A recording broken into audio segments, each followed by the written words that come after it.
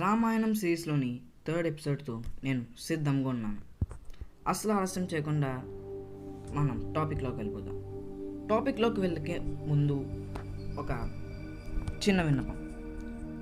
ఇప్పుడు వరకు మీరు నేను పెట్టిన బాలకాండ అలాగే అయోధ్యకాండం కానీ చూడలేకపోతే నేను కింద డిస్క్రిప్షన్లో లింక్ ఇస్తాను.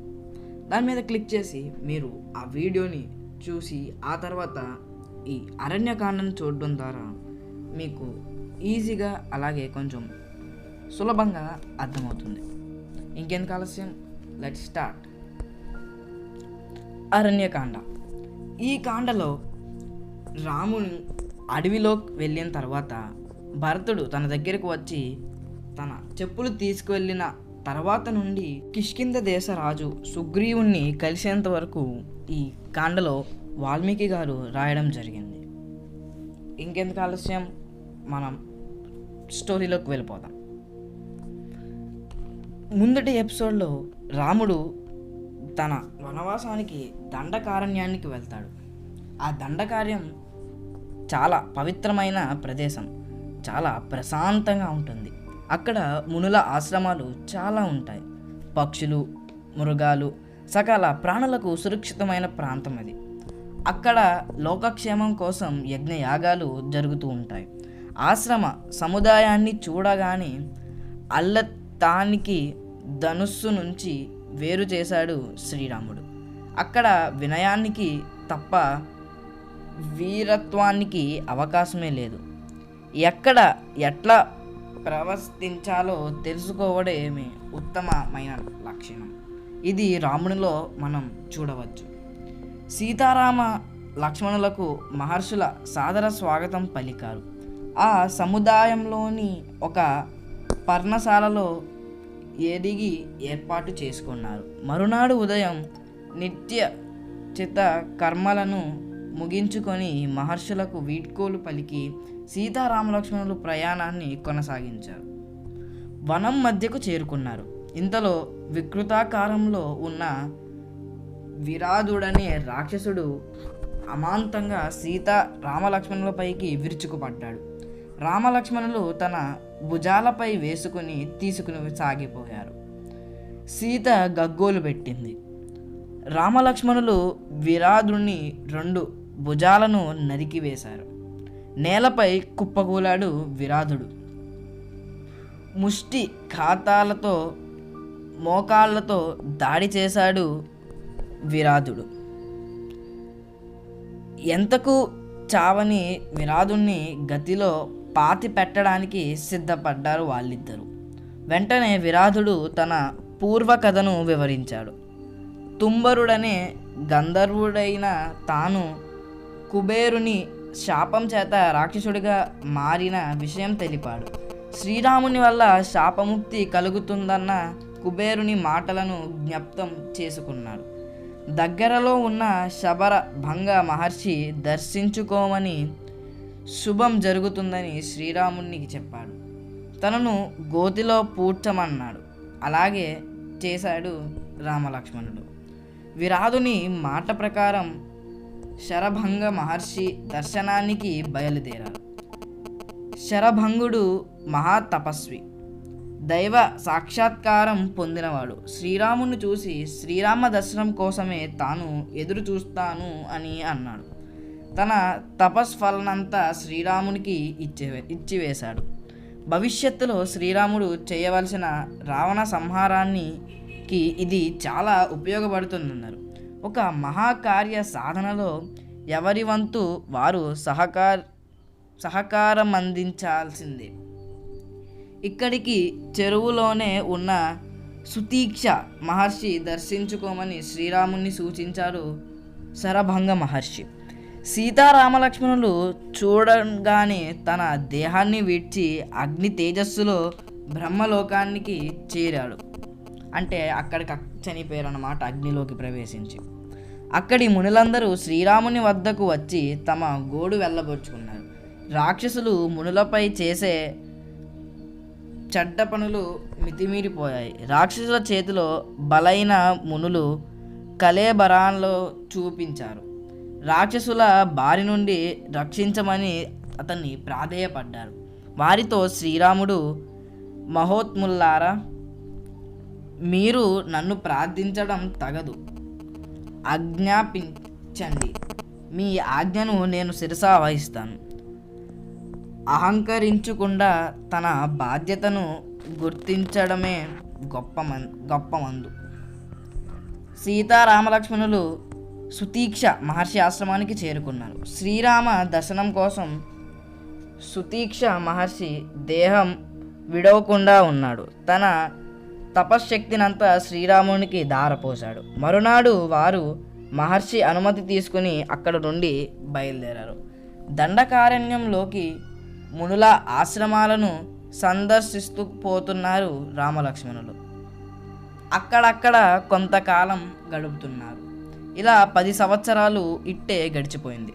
మళ్ళీ సుతీక్ష మహర్షి వద్దకు వాళ్ళు వచ్చారు. అతనితో అగస్త్య మహర్షిని దర్శించుకోవాలన్న తన ఆకాంక్షను చెప్పారు. సుతీక్ష మహర్షి మార్గాన్ని చెప్పాడు. తన ఆశ్రమానికి దక్షిణంగా 4 యోజనాల దూరంలో అగస్త్య సోదరుని ఆశ్రమం, అక్కడికి యోజనాల దూరంలో అగస్త్యాశ్రమం ఉందని అతను తెలిపాడు. మహర్షి వద్ద సెలవు తీసుకుని బయలుదేరారు సీతారామలక్ష్మణుడు. సాయంకాలానికి అగస్త్య సోదర ఆశ్రమానికి చేరుకున్నాడు. ఇక్కడో విషయం చెప్పుకోవాలి. అగస్త్య సోదరును పేరేమో చెప్పలేదు. ఎక్కడ సందర్భం వచ్చిన అగస్త్య భ్రాత అంటే వాళ్ళ సోదరుడు అని చెప్పారు. అందుకే పేరు తెలియక వారిని అగస్త్య భ్రాత అంటున్నారు. ఈ పదబంధం జాతీయంగా సిద్ధపడింది. అగస్త్య సోదరుని ఆతిథ్యంలో ఆ రాత్రి గడిపారు సీతారామలక్ష్మణులు. ఉదయాన్నే అగస్త్యాశ్రమానికి బయలుదేరారు. అగస్త్యుడు తపశ్శక్తిని సంపన్నుడు. ఆకాశాన్ని తాకిన విద్వ పర్వత గర్వాన్ని అణిచివేశాడు. అగం స్తంభయతీతి అగస్త్య పర్వతాన్ని స్తంభింపజేసినవాడు కనుక అగస్త్యుడయ్యాడు. శ్రీరాముడి రాకను గమనించి అగస్త్యుడు శిష్య సమేతంగా ఎదురు వెళ్ళి ఆహ్వానించాడు. అతిథిని గౌరవించే సంప్రదాయం అది. శ్రీరాముడు సీత లక్ష్మణుల సమేతుడై మహర్షికి పాదాభివందనాలు చేశాడు. అగస్త్యుడు శ్రీరామునికి దివ్య ధనుస్సు, అక్షయ త్రూనీలయాలు, అమోఘమైన గడాన్ని బహుకరించాడు. జయం కలుగుతుందని ఆశీర్వదించాడు. కష్టాలతో కూడిన వనవాసాన్ని సీత కోరి రావడం సాహసమని అభినందించాడు. ఆమెకు గల భర్త ప్రేమను మెచ్చుకున్నాడు. శ్రీరాముడు తాము నివసించడానికి అనువైన ప్రాంతాన్ని సూచించమని అగస్త్యుని కోరుకున్నాడు. ఒక్క క్షణం ధ్యానమున్నాడు మహర్షి. తరువాత శ్రీరామునితో ఇక్కడికి 2 యోజనాల దూరంలో పంచవటి అనే ప్రదేశం ఉంది. అక్కడ ఫలాలకు జలానికి కొదువ లేదు. గోదావరి నది తీరంలో ఉన్న ప్రాంతంలో జనసంచారం ఉండదు, ప్రశాంతంగా ఉంటుందని తెలిపాడు. అగస్త్యుడికి దగ్గర సెలవు తీసుకొని వెంటనే పంచవటికి వాళ్ళ ముగ్గురు ప్రయాణమయ్యారు. దారిలో బలిష్టమైన ఒక పెద్ద గడ్డను చూశాడు. పక్షి రూపంలో ఉండే రాక్షసుడేమో అనుకున్నారు. నువ్వెవరివి అని అడగ్గా తన పేరు జటాయువు అని దశరథుని మిత్రుడినని చెప్పుకున్నాడు. తన వంశ చరిత్రను, శక్తి సామర్థ్యాలను వివరించాడు జటాయువు. తన తండ్రికి ఆత్మీయుడైన జటాయువుకు సీతరక్షణ బాధ్యతను అప్పగించాడు రాముడు. శ్రీరాముడి ఆజ్ఞ మేరకు పంచవటిలో పర్ణశాల నిర్మాణం చేశాడు లక్ష్మణుడు. పంచవటిలో జీవనం ప్రశాంతంగా గడుస్తుందని ఒకనాడు శ్రీరాముడు పురాణ కథ ప్రసంగంలో ఉన్నాడు. ఇంతలో శూర్పణఖ అనే రాక్షసి అక్కడికి వచ్చింది. ఈమె రామవరుని యొక్క చెల్లెలు.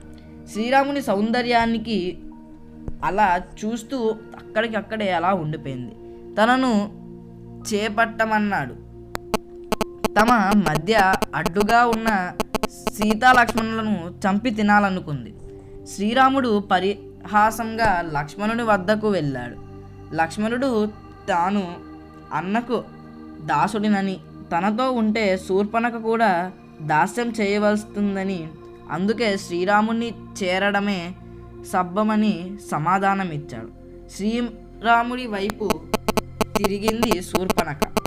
సీత ఉండడం వలె తనను నిరాకరిస్తున్నాడని అడ్డుకుపోయింది. సీతాదేవి అడ్డు తొలగించుకోవాలని ఆమెపైకి దాడికి దిగింది. క్రూరులైన దుష్టులతో పరిహాసం పనికిరాదు, అది ఎంతో ప్రమాదదాయకం. ఆలస్యం చేయకుండా శూర్పణఖను విరూపిని చెయ్యమన్నాడు శ్రీరాముడు. అన్న ఆజ్ఞ ఆలస్యం. శూర్పణఖ ముక్కు చెవులు కోసేశాడు లక్ష్మణుడు. లబోదిబోమని మొత్తుకుంటూ సోదరులైన కరుడి దగ్గరకు వెళ్ళింది శూర్పణఖ. కరుడు 14 మంది యోధులను చంపాడు.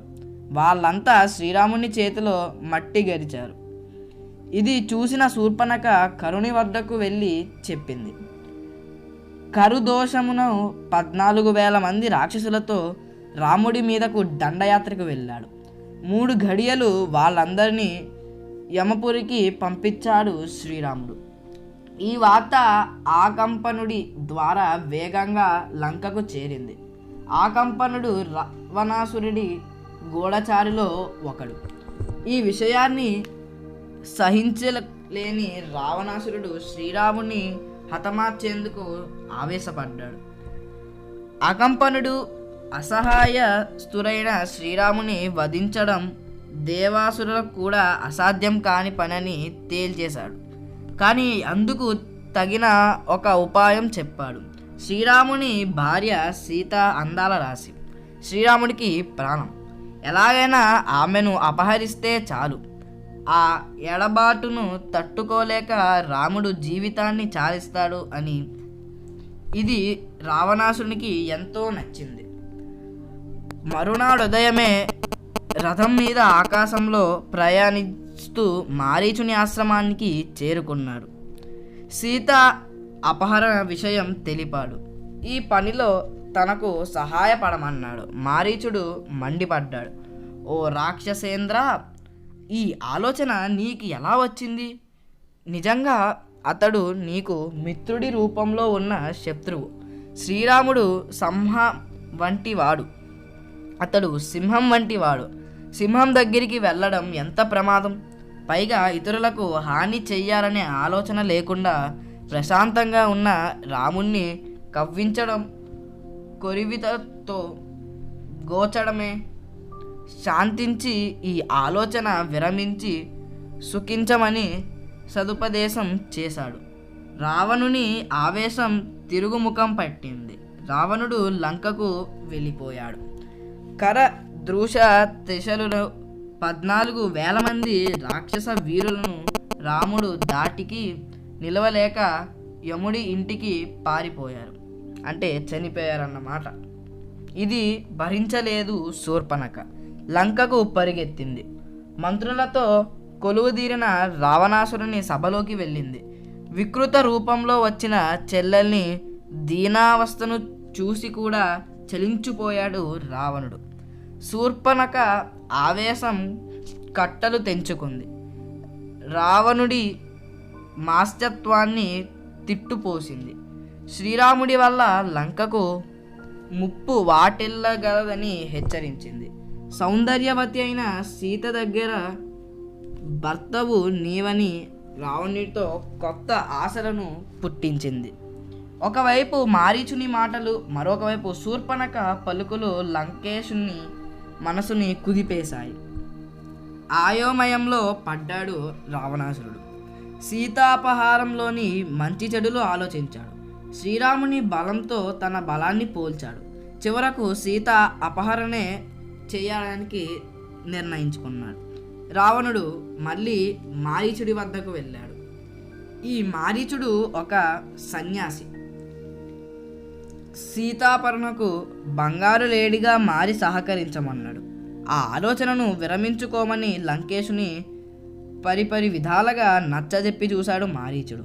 విశ్వామిత్రుని యాగ సంరక్షణ సందర్భంలో రామబలం రుచి ఏమిటో తాను తెలుసుకున్నాడన్నాడు. మారీచుడి మాటలకు పెద్ద చెవిన పడ్డాడు రావణుడు. మూర్ఖులకు హితబోధలు చెప్పిన వాళ్ళకి చెవికెక్కవు. నేను చెప్పినట్లు చేయకుంటే నా చేతిలో నీవు చావు తప్పదని హెచ్చరించాడు రావణుడు.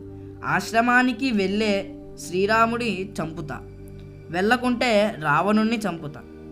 ముందు నుయ్య వెనక గొయ్యలా మారింది మారీచుని పరిస్థితి.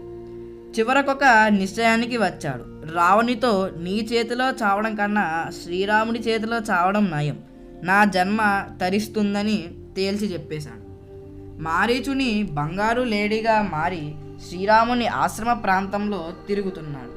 పూలు కోయడానికి వచ్చిన సీతాదేవి ఆ జింకను చూసి ఆశ్చర్యపడింది. రామలక్ష్మణులను పిలిచింది. వారు ఆ మృగాన్ని చూశారు. లక్ష్మణుడు ఆ మాయా మృగాన్ని నిశ్చశ్రయంగా పలికాడు.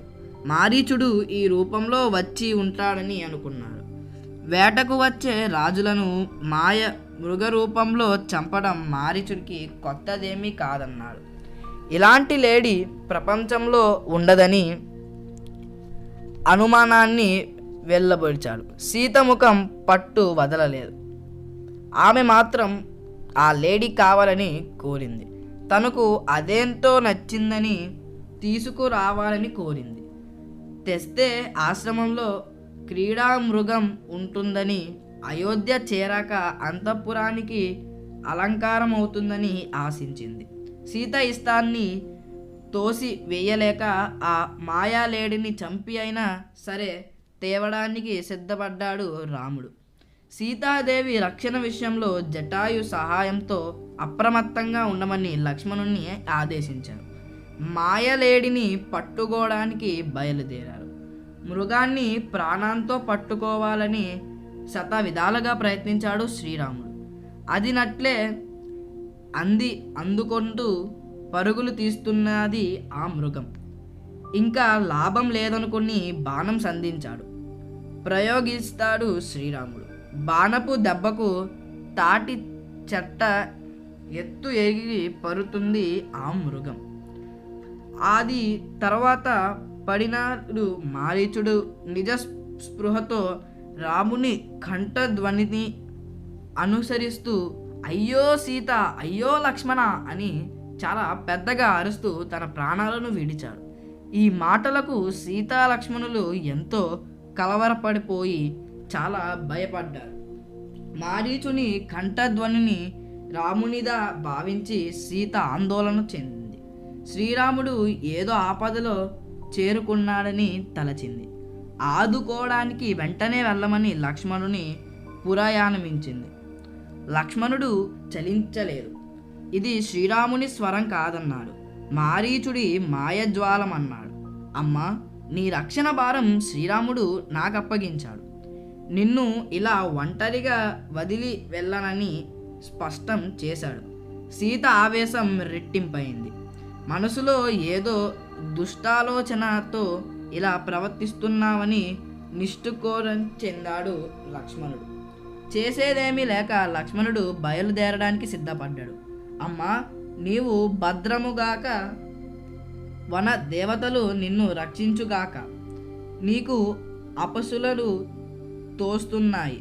మళ్ళీ నువ్వు నా అన్నతో కలిసి ఉండగా చూసే భాగ్యం కలుగుతుందో లేదో అని వాపోయాడు, అంటే చెప్పాడు.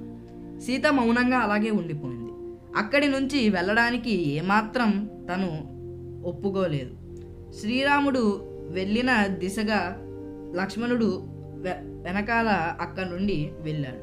లక్ష్మణుడు వెళ్ళడానికి గమనించిన రావణుడు అదే మంచి సమయమని చూసి సన్యాసి వేషంలో సీత సమక్షానికి వచ్చాడు. యతి రూపంలో వచ్చిన రావణుని ఆశయం మీద కూర్చోబెట్టై సముచితంగా అతిథి మర్యాదలు చేసింది సీత. మధ్య మధ్యలో రామలక్ష్మణుల కోసం వాకిలి వైపు చూస్తూ సీత నిరాశ చెందుతుంది. రావణుడు సీతను గురించి వివరాలు అడిగాడు. సీత తెలిపింది. సన్యాసి వివరాలు కోరింది. తాను రాక్షసరాజు లంకేశుడని ప్రకటించాడు. తనను పతిగా స్వీకరించమని అడిగాడు. అలా చేస్తే అంతులేని భోగభాగ్యాలతో విలసిల్లుతావని ఆశ పెట్టాడు. ఆ మాటలకు సీత మండిపోయింది. రావణుని తృణీకరించి మాట్లాడింది. శ్రీరాముడి పరాక్రమానికి ప్రస్తావించింది. నన్ను అపహరించిన నీ చావును నీవే కొని తెచ్చుకున్నావని హెచ్చరించింది. రాముడి కన్నులు నిప్పులు చెరిగాయి. సన్యాసి వేషాన్ని వదిలి 10 తలల భయంకరమైన నిజస్వరూపాన్ని సీత ఎదుట నిలిపాడు. బలవంతంగా సీతను తన రథంలో లంకకు తరలించాడు. సీత రామా రామా అంటూ అర్ధనాదాలతో చెందింది. ఆమె వేదన అరణ్య రోదనైంది. అప్పుడప్పుడే నిద్రకు పక్రమిస్తున్న జటాయు సీతాదేవి ఆర్ధనాదాలు వినబడ్డాయి.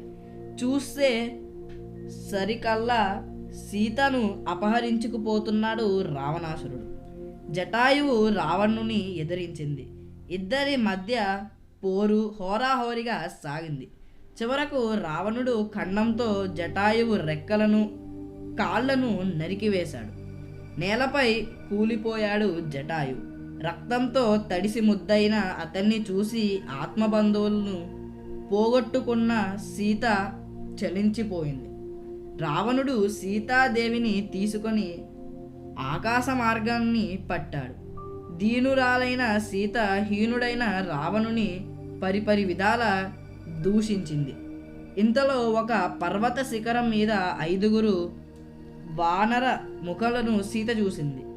ఉత్తరీయపు కొంగులో తన ఆభరణాలు ఒక మూటను కట్టి అక్కడ వదిలేసింది. ఒకవేళ అటువైపుగా శ్రీరాముడి వస్తే తనను గురించి నా గురించి చెప్పి అలాగే ఈ మూట వాళ్ళకి ఇమ్మమంది కోరింది. రాముడు సీత కోసం వెనుతిరిగాడు. రాముడు లక్ష్మణుడు ఒక చోట కలవడం జరిగింది.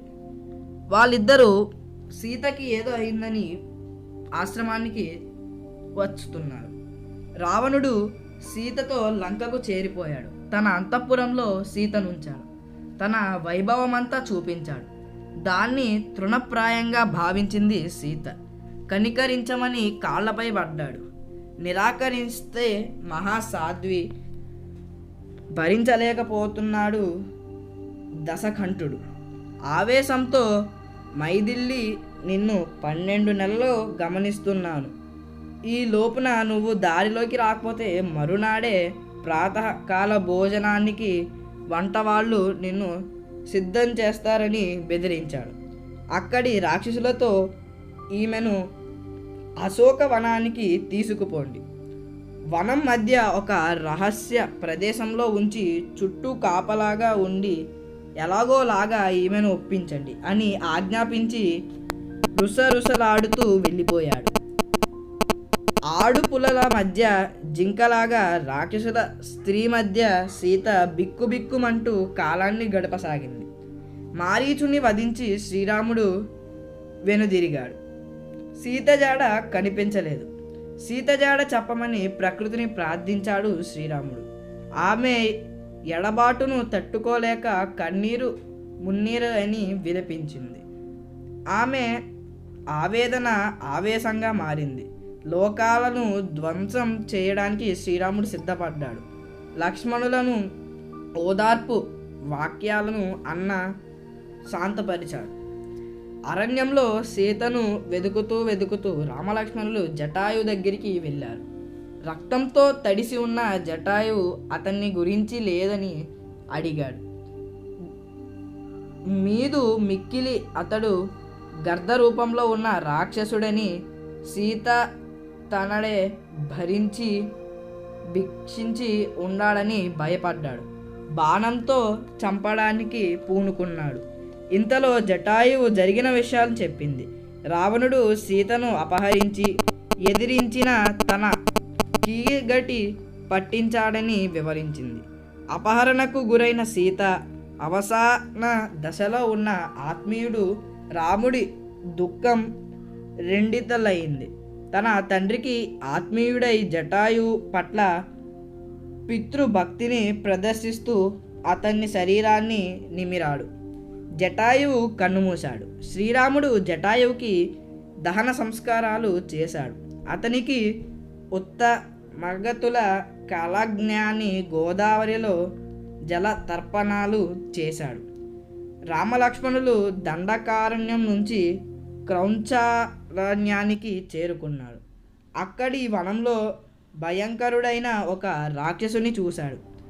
అతని తల మెడ కనబడటం లేదు. కడుపు భాగంలో ముఖం ఉంది. రొమ్ము మీద ఒక కన్ను ఉంది. యోజనం పొడవు వ్యాపించిన చేతులు. ఆ చేతిలో పక్షులను మృగాలను పట్టి తింటున్నాడు. ఆమె పేరు కబండు. తన సమీపంలోకి వచ్చిన రామలక్ష్మణులను అమాంతంగా 2 చేతులతో పట్టుకున్నాడు. అతన్ని చేతుల్లో చిక్కితే తప్పించుకోవడం ఎవరి తరం కాదు. అందుకే కబందరి హస్తాలు అన్న జాతీయం పుట్టుకు వచ్చింది. కబంధుడు రామలక్ష్మణులను భక్తించడానికి నోరు తెరిచాడు. అన్నదమ్ములిద్దరూ తమ ఖడాలతో అనాయాసంగా వాడి భుజాలు నరికివేశారు. కబంధుడు కుప్పకూలాడు. రామలక్ష్మణులను గురించి తెలుసుకున్నాడు. తన గురించి చెప్పుకున్నాడు. శాపం కారణంగా తనకి వికృత రూపం వచ్చిందని చెప్పాడు. శ్రీరాముడు కబంధునితో, మాకు రావణుని పేరు మాత్రమే తెలిసింది. అతని రూపం ఉండే చోటు శక్తి సామర్థ్యాలు తెలియవు. వాటిని చెప్పవలసిందిగా అడిగాడు. సమాధానంగా కబంధుడు, శ్రీరామ, నాకిప్పుడు దివ్య జ్ఞానం లేదు. నా శరీరాన్ని దహిస్తే నా నిజరూపం వస్తుంది. అప్పుడు నేను చెప్పగలనన్నాడు. కబంధుని శరీరాన్ని అగ్ని సంస్కారం చేశాడు రామలక్ష్మణుడు. ఆ జ్వాలల నుండి దివ్య దేహంతో బయటికి వచ్చాడు కబంధుడు. సీతాదేవి దొరికే ఉపాయాన్ని శ్రీరాముడికి చెప్పాడు. ఇంతకు సుగ్రీవుడి మైత్రి బాగా తోడవుతుందన్నాడు. వాలి సుగ్రీవుల కథను వివరించారు. సుగ్రీవుని చేరే దారిని చెప్పమన్నాడు. శ్రీరాముడి అనుమతి తీసుకుని కబంధుడు స్వర్గానికి వెళ్ళిపోయాడు. కబంధుడు సూచించిన మార్గంలో ప్రయాణిస్తూ పంప సరస్సున్న ప్రాంతానికి చేరారు లక్ష్మణులు. ఆ తీరంలో ఉన్న శబరి ఆశ్రమానికి వెళ్ళారు. శబరి తపస్సిద్ధురాలు, జ్ఞాన వియోగ వృద్ధురాలు. శ్రీరామ దర్శనంతో ఆమె తనువు పులకరించిపోయింది. పంపా తీరంలో దొరికే పండ్లు స్వామికి సమర్పించాలనుకుంది. తన జన్మ ధన్యమయ్యేటట్లు భావించింది. శ్రీరాముని అనుమతి పొంది తన దేహాన్ని అగ్ని ఆహుతి చేసి అగ్నికాంతితో ఊద్వలేక వెళ్ళిపోయింది. ఈ శబరి కథ చాలా ఇంట్రెస్టింగ్గా ఉంటుంది. ఈ శబరి ఒక సన్యాసి. ఈవిడ వృద్ధురాలు. రాముడు చూడాలని చాలా ఆత్రేయతో ఎదురు చూస్తూ ఉంటుంది. ఒకనాడు శ్రీరాముడు వాళ్ళ ఇంటికి వస్తాడు. అలా సుగ్రీవుని కోసం వెళ్ళే దారిలో శబరి ఆశ్రమం కనిపిస్తుంది కదా, ఆ శబరి ఆశ్రమంలోకి వెళ్తాడు. ఇది చూసిన శబరి చాలా ఆనందం చెందుతుంది. ఆ చుట్టుపక్కల ఆ నది ప్రాంతంలో రేగిపళ్ళు మాత్రమే దొరుకుతాయి. ఇది రాముడికి పెట్టాలనుకుంటుంది. ఆమె రాముడి అనుమతి తీసుకుని వాటిని పెట్టాలని అనుకుంటుంది. కానీ రేగిపళ్ళు అన్నీ ఒకేలా ఉండవు. కొన్ని పుల్లగా ఉంటాయి, కొన్ని తీయగా ఉంటాయి. పుల్లగా ఉంటే రాముడి మనస్సు నొప్పుతుందని భావించి ముందుగా అందులోని కొంత భాగం శబరి తిని ఆ తర్వాత ఆ పండును రాముడి చేతిలో పెట్టింది. ఇది చూస్తున్న లక్ష్మణుడు ఇది చూసి వికారం పొందారు. అంటే అతనికి ఈ పని నచ్చల. బయటకు వచ్చాక ఇలా అడిగాడు, అలాంటి పళ్ళను నీవు ఎలా తినగలిగావని అడగగా శ్రీరాముడు దానికి ఒక గొప్ప సమాధానం ఇచ్చారు. ఆమె ఒక సన్యాసి. ఆమె పవిత్రమైన భక్తురాలు. ఆమెకు నా ఆవేదన అర్థమైంది. నాకు ఎటువంటి బాధ కలగకుండా నేను సంతోషంగా ఉండాలని ఆమె అలా చేసిందని బదులిచ్చాడు. అలాగా వెళ్తూ వెళ్తూ అక్కడి నుండి వాళ్ళు వెదురు వెళ్ళిపోయారు. శ్రీరాముని అనుమతి పొంది తన అగ్నిలోకి అక్కడి నుండి ఋష్యముఖ పర్వతానికై ప్రయాణమయ్యారు రామలక్ష్మణులు. దారిలో పంపా సరోవరాన్ని దర్శించారు. ఇక్కడితో అరణ్యకాండ ముగిసింది. ఈ తర్వాతి కాండ కిష్కింధకాండ. ఈ కాండలో వారికి హనుమంతుడు అలాగే సుగ్రీవుడు పరిచయం అవుతాడు. ఈ కాండ చాలా ఇంట్రెస్టింగ్ ఉంటుంది. సో ఈ వీడియో మీకు పెట్టిన వెంటనే రావాలంటే సబ్స్క్రైబ్ చేసుకోండి. అలాగే పక్కనున్న బెల్ ఐకాన్ని యాక్టివేట్ చేయండి. ఈ ఎపిసోడ్ మీకు నచ్చినట్టయితే లైక్ చేయండి. అలాగే నా ఎక్స్ప్రెషన్ కానీ బాగుంటే షేర్ చేయండి. అలాగే మీ అభిప్రాయాలను అలాగే మీ సజెషన్స్ని మాకు కామెంట్ చేయండి. నేను నెక్స్ట్ కిష్కింధకాండ వీడియోతో సిద్ధంగా ఉంటాను. Thanks for watching.